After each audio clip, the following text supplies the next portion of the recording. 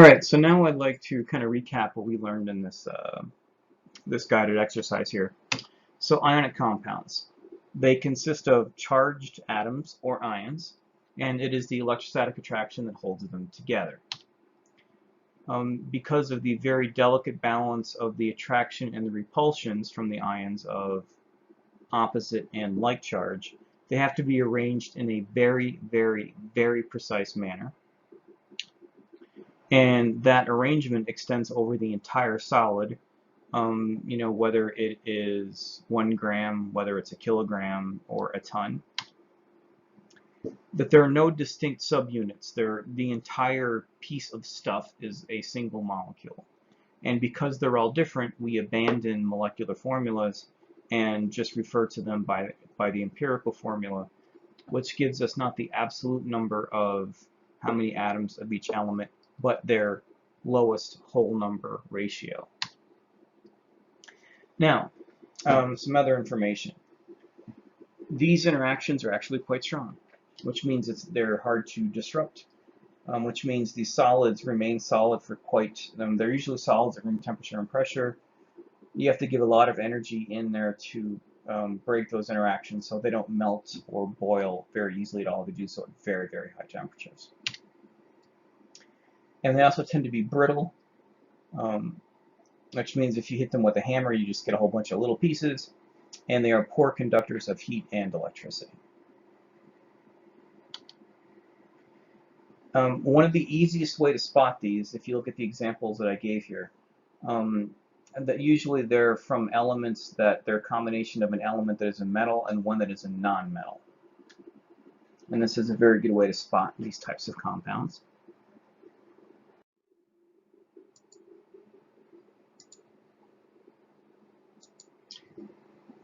And let's go over the high points of the other type of compounds now, molecular compounds. So these are atoms that are held together not by electrostatic charges, but by electron pair sharing. So these atoms share electrons with each other, and that's how they stick together.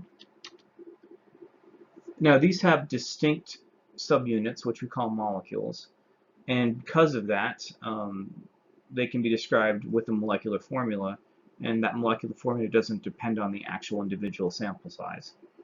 So here this will be represented as 2 oxygen atoms, the red spheres, bonded to a sulfur atom, the yellow one in the middle. And so these 3 are all attached to each other but have virtually no interaction with their other neighbors over here. Now, because they don't interact very strongly they only act strongly with a small number of other molecules and not with the entire sample. These can be solids, liquids, or gases at room temperature. They tend to have much lower melting points. And generally, the way you can spot this type of compound is that they are composed of a combination of 2 or more non-metallic elements. And just to be clear about metallic and non-metallic elements, so here's a periodic table. The borderline between the two is what I'm tracing out right here, the stir step right here. So the elements in this particular shade of blue here, boron, silicon, germanium, arsenic, and such, are right on the borderline. And as such, are referred to as, surprise, surprise, semi-metals. They tend to be they split the difference between the two. Everything on the other side of that borderline, so everything over here and these guys here, are metals of some sort. And everything over here, which is a much smaller number of elements, are nonmetals. And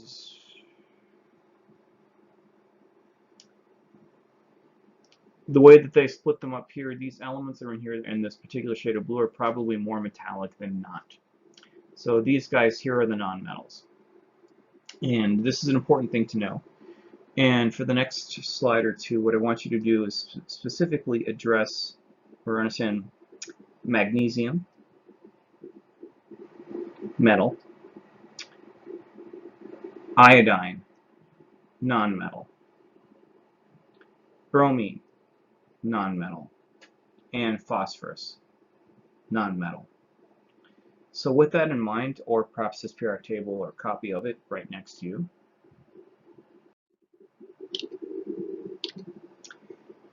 all right, consider a compound composed of magnesium and iodine. Would you expect it to have one of those very highly ordered extended lattice structures? And if the formula happens to be MgI2, would you think this is a molecular or an empirical formula? And consider the same questions for a compound that is made up of the elements phosphorus and bromine. Refer back to the periodic table if you want to remember where they are. Think about it, come back. Okay, so magnesium and iodine. This is a non-metal metal pairing. So that is a very good ionic compound, and those are the ones with the extended lattice structure, so probably yes. And that being said, if you see the forms being MgI, you know that ionic compounds are always referred to by an empirical formula and not a molecular formula. What about phosphorus and bromine? This is a non-metal pairing.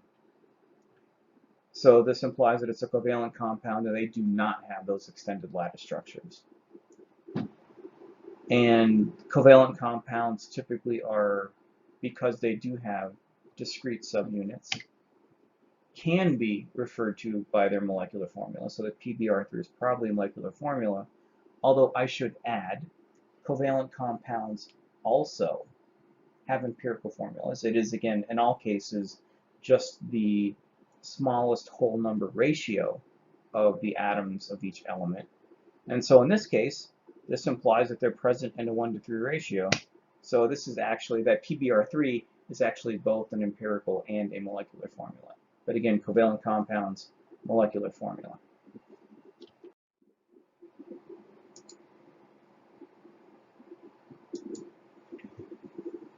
All right, so one more question. And molecular formulas, are they enough? So look at these two molecules here. So this is butane and isobutane. The dark gray spheres represent carbon atoms. The whitish ones represent hydrogen atoms. And I should tell you that they actually have different boiling and melting points, implying that they are not the same thing. So first question is, what are the molecular formulas of these compounds? And both of them have a molecular formula of C4H10. So does a molecular formula necessarily uniquely identify a particular compound? And the answer is apparently not. There are actually many examples of that. So these two, even though they happen to have the same molecular formula, are demonstrably different compounds. And so what does uniquely identify a particular compound?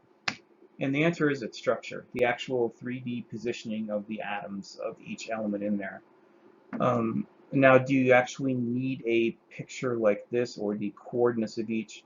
No, there are other ways you can convey the structure, but basically that's actually what you need. But for many cases, the molecular formulas actually are somewhat unique, but not always.